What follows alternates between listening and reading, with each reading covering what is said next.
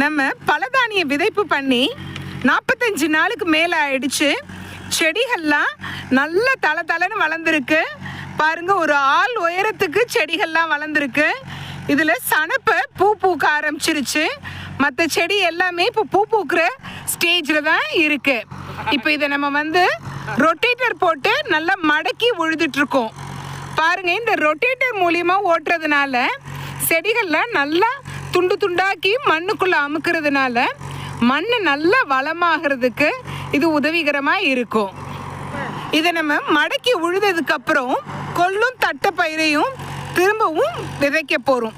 இதனால மண் இன்னும் கூடுதலாக வளமாகிறது மட்டும் இல்லாமல் களை கட்டுப்பாட்டுக்கு ரொம்ப உதவிகரமாக இருக்கும். இப்போ நம்ம கம்ப்ளீட்டாக ஓட்டிட்டு தட்டைப்பயிரும் கொள்ளும் விதைச்சிருக்கோம். இதை 45 நாள்லேருந்து 50 நாளுக்குள்ள திரும்பவும் மடக்கி உழுதுட்டு